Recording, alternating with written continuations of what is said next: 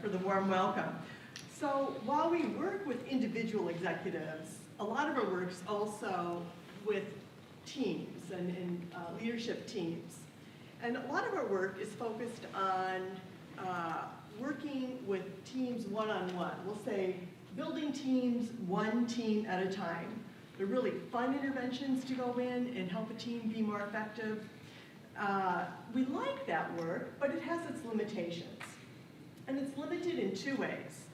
First of all, if an organization has more than a couple teams needing some sort of intervention or help, we don't scale very well. Right? An organization is not going to hire consultants to work with every team in the entire organization.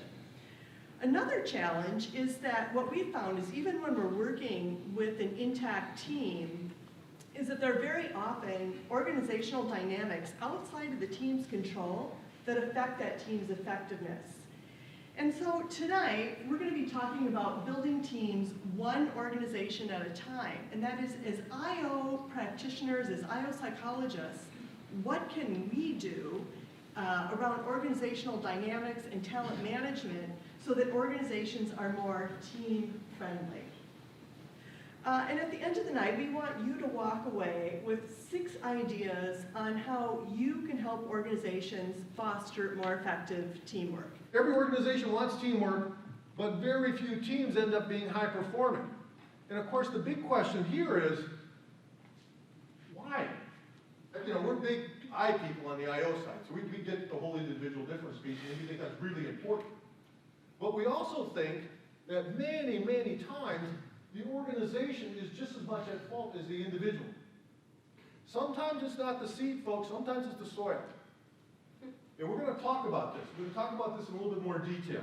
If you want to affect teamwork on an organizational basis, is to start at the top. Start with the top team.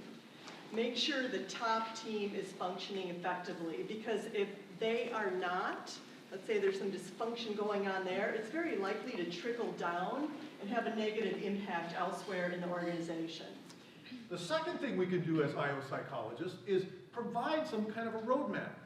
Chances are, if you talk to 10 people in any organization, 10 managers, 10 people leading teams, you're going to get 10 different descriptions about what it takes to build a high-performing team.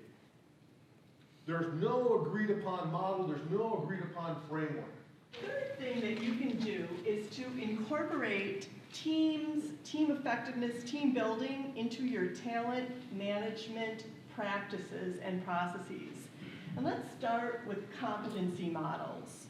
Most competency models, leadership competency models, do not include the ability to build high-performing teams. They tend to promote what we call is the hub and spoke model of leadership. But what's missing is the leader's ability to get a team of people working together, right? So it's not the leader being central to everything, but getting that team of people working together.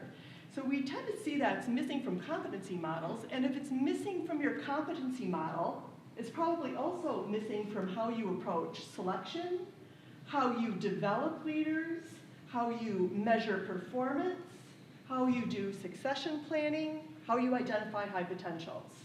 The fourth recommendation that we have is that you actually, in some way, measure team performance. So what gets measured gets managed.